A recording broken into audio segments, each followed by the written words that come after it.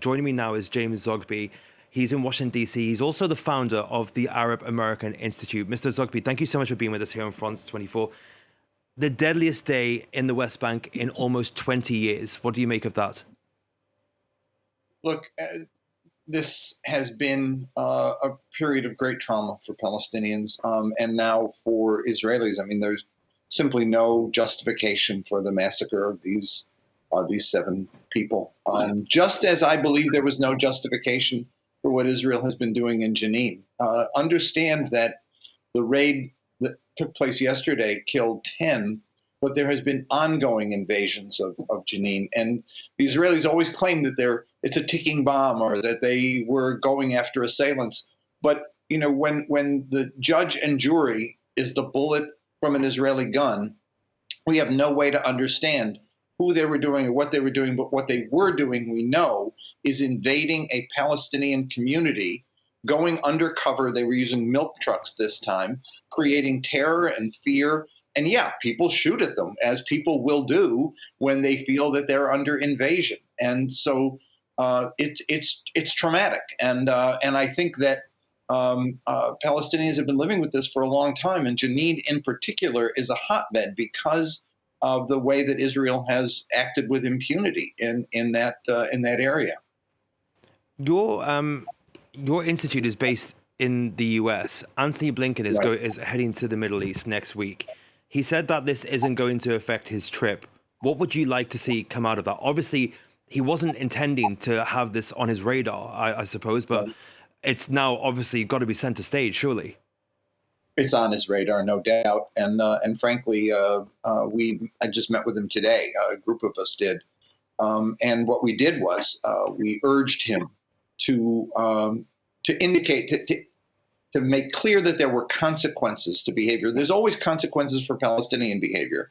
Either the U.S. takes sanctions against them, they cut support, close the office, etc., or the Israelis demonstrate consequences by military force. Given the asymmetry of power, they are able to take many more Palestinian lives than Palestinians can take of their lives. But there are no consequences for Israel from the United States at all. We will say to them, oh, we don't want you to do this, or oh, this settlement's not a good idea, or please don't continue the violence, or free these prisoners, whatever. And Israel just pockets it. I've been doing this work for 50 years now. And quiet démarche or actually speaking directly to the Israelis by saying, don't do this, they don't pay a price. And if they don't pay a price, they operate with impunity. And so we urged the secretary to make it clear to the Israelis that there would be consequences and to lay out what some consequences might be that would impede this behavior and would also give to the Palestinians a sense that they have hope, that the United States can lead and can play a positive role in respecting their concerns as much as they respect Israel's concerns. He's going to go. We just want his trip to be meaningful, and to be meaningful, I think it's got to make clear that there will be consequences to bad behavior. This government in Israel is not just bad people; it's bad people doing really bad things. And to have Smotrich and Ben Gvir literally in charge of the West Bank and Palestinian daily life is a frightening circumstance. In America, it would be giving David Duke control over police forces around the country. It's a horrific situation. I want to touch on that a little later on, but let's go back to those consequences. What do you want those to look like? What framework did you give him that you would like to see done?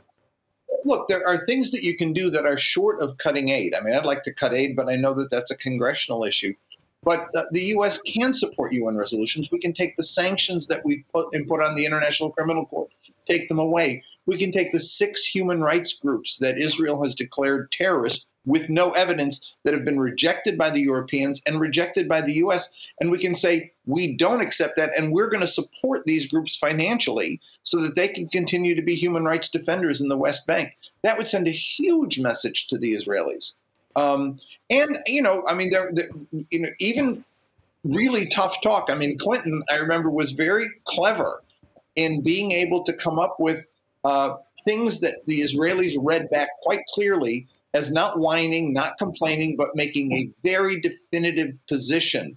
You may not cross this line. They got the message.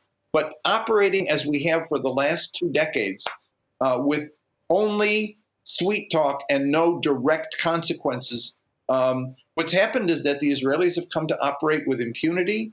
The peace forces in Israel have died because they get no backup support from the United States. And there's Palestinians have lost hope. And in this deformed political situation that has evolved, Hamas is stronger, the Palestinian Authority is weaker, the right in Israel has gained not only control of government, but of the majority of the seats in the Knesset, by even those who aren't in the government have that position, and the peace forces in Israel has died. U.S. has to take it on itself to reshape this dynamic and to give it hope and life by taking a very firm position on what is acceptable and what is unacceptable, and that there's a price to be paid for unacceptable behavior. I want to pull on that thread. Many have said this is the most far-right government Israel has seen since its existence. Ben-Gvir, who's now national security minister, there are videos of him brandishing weapons towards Palestinians during protests, telling security forces to not hold back. What does the future look like if people like that are the people that the US has to negotiate with? You're seeing the future right now. It's unfolding before us. Unlimited Israeli acts of provocation in the West Bank. Incidentally, today, after the massacre that took place at the synagogue in the settlement in the east of Jerusalem, settlers killed a Palestinian in retaliation, apparently. These kinds of things will continue because the guy who leads the cheering squad, the coat holder for violent settlers and violent border patrol people, is now the minister in charge of them. There'll be no restraint, and there's a real danger here.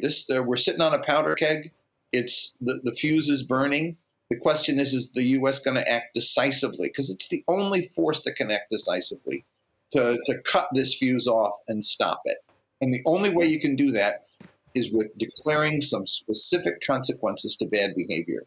It's in the U.S.'s hands and it's in Israel's hands to stop this. And I'm sorry to say I don't have real confidence that it'll happen, but I know what has to happen if we're gonna stop this thing from spinning out of control, as it very well might in the next few days.